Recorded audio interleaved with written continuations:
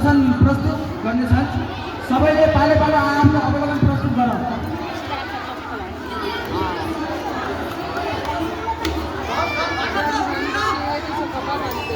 घरमा को हुनुहुन्छ?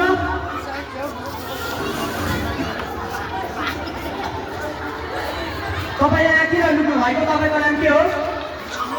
मेरो नाम धनवीर हो। दुध म यहाँ दाम आएको। यसरी पनि धामी खाइन्छ बुइकामा बसेर?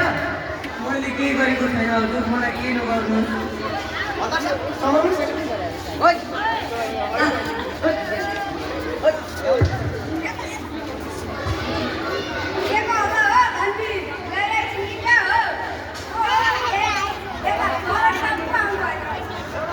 नमस्ते आमा, तपाईँ धनवीरको छिमेकी हो? हजुरहरू पनि आउनुभएको नि?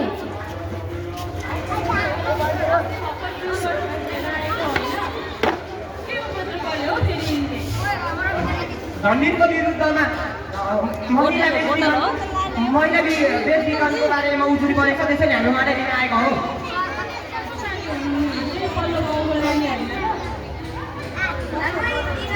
कति बेला सुत्यो हो? धेरै दिन भयो पनि सम्पर्क पनि भएको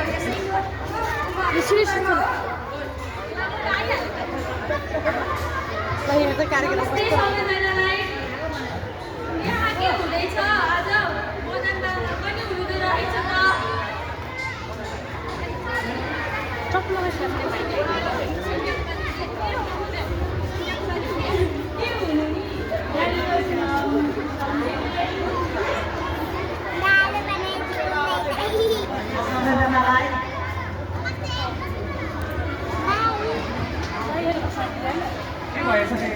बाई बाई। कुरो गम्भीर रहेछ अध्यक्षज्यू। पल्लो गाउँको विपदा भएको त हजुरलाई थाहा नै छ। त्यसमा धनवीर दाइको ठुलो समस्या छ भन्ने आरोपले गर्दा प्रहरीमा भत्काउनु भएको रहेछ।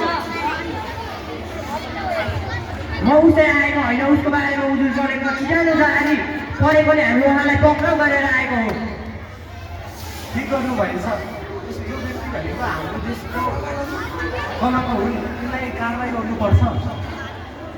हो, हामीले यस्तो अपराधहरूलाई सजाय दिन सक्दैनौँ। यो त जघन्य अपराध हो।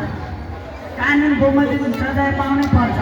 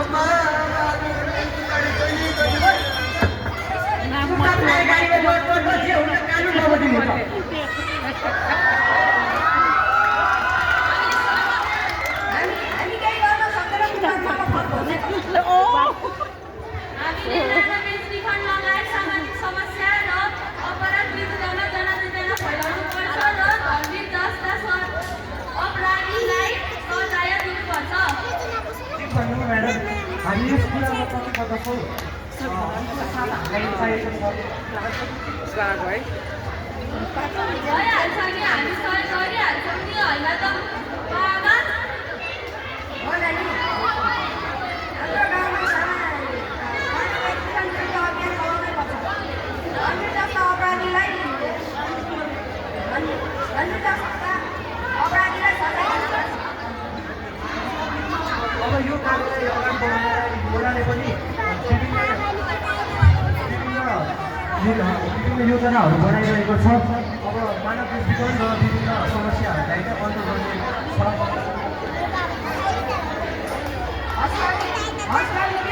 छिमेकी खराब हुँदा त आफूलाई पनि दुःख लाग्दो रहेछ। धन्यवाद। सबै पात्रहरूले आफ्नो परिचय दिँदै मानव बेचबिखन विरुद्ध नाटक प्रदर्शन कार्यक्रममा यही समाप्त हो। नमस्ते, मेरो नाम धनवीर, बाल मानव बेचबिखनकर्ता भूपेन्द्र भट्टको कक्षा 10। सबैजनालाई नमस्कार। म गुणबहादुर कार्की र इन्सपेक्टरको रोल निभाइरहेको थिएँ। नमस्कार, मेरो नाम राजना आके, म मदन बागको रोलमा कक्षा 10। मेरो नाम सोनिया लामा, मदन बागको श्रीमतीको रूपमा कक्षा 10। नमस्ते, म पवित्र तामाङ कक्षा 10 सानुमायाको रोलमा। नमस्ते, म नायक परियार कक्षा 10 बडा अध्यक्षको रोलमा। नमस्कार, मेरो नाम लोकेन्द्र बहादुर बुढा, वडा सदस्यको रोल छु। धन्यवाद। सबैलाई धन्यवाद। मान्छे बेचेको नि, चेली बेचेको